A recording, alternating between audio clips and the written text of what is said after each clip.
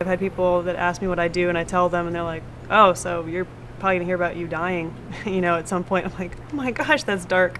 But the way that we freedive is so extremely safe. We have so many redundant systems going on.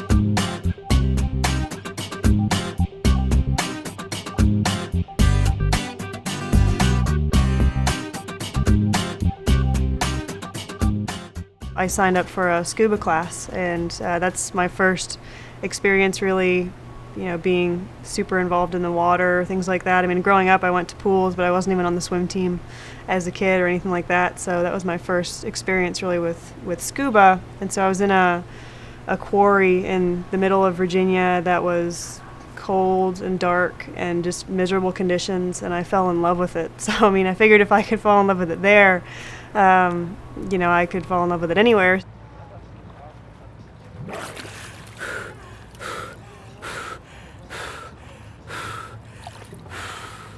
If I talk to someone that doesn't know anything about it, they hear I'm a freediver, they're like, oh, so you jump off cliffs, right? I'll do a dive or something, and a lot of people will watch me, and they always wonder, like, how long is he going to stay down there?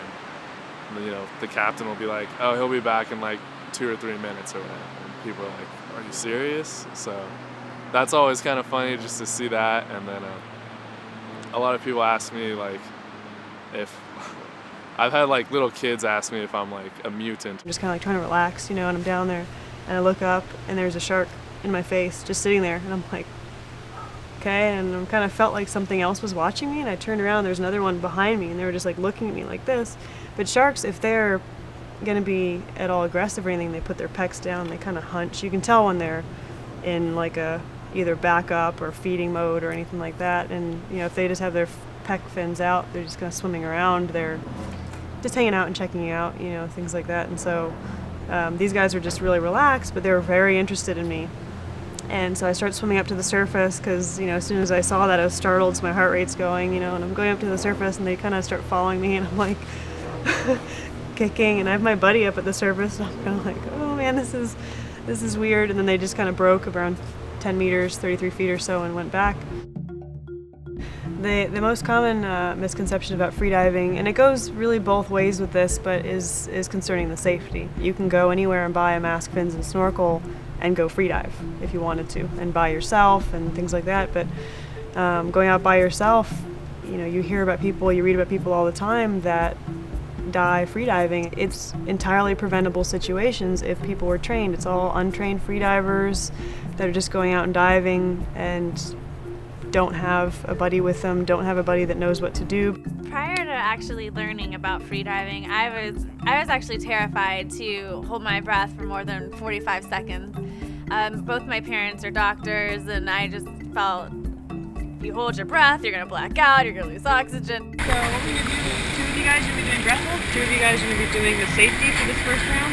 The number that everyone knows is 4 to 6 minutes without oxygen. That's when you have brain damage. So why aren't freedivers getting brain damage from these long breath holds, 5 minutes or 11.5 minutes for some people? Why are they not getting brain damage? And a lot of the reasons that we're conserving oxygen and we're efficient with our usage.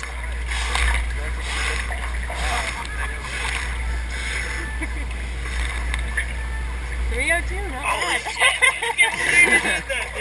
If you looked at a graph of my oxygen consumption as I'm doing a breath hold, it's gradually dropping, but I'm not at zero at any given point, really. I'm moving my way down. Your body would actually black you out once you got to around 10% oxygen in your system. So you're gradually dropping, and you get the urge to breathe very far before you'd ever get to zero. But if you got to zero, that would mean that you were already blacked out. So if you black out, you're not at zero. So you still have enough oxygen to run brain function, just not to sustain consciousness. It's such a preventable disaster, and if you have the correct buddy and they know what they're doing, then you have nothing to worry about. It's just you in the ocean. Even if he's not trained to give all the medical stuff, he's still going to help you out that little extra bit, and it could save your life. Well, I feel like, this is where we're meant to be.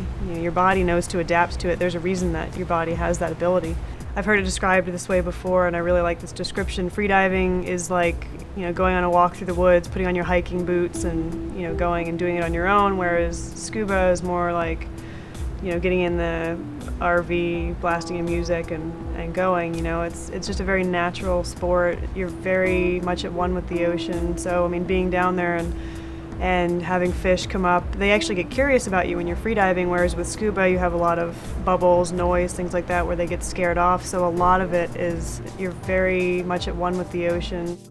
And as I went down, I passed 2 turtles, a whole, I think it was like 6 spotted eagle rays, and they were actually doing their mating dances all around me. And then there was lobsters in the little ledge to my left, and I just remember thinking, like, this is why I do it.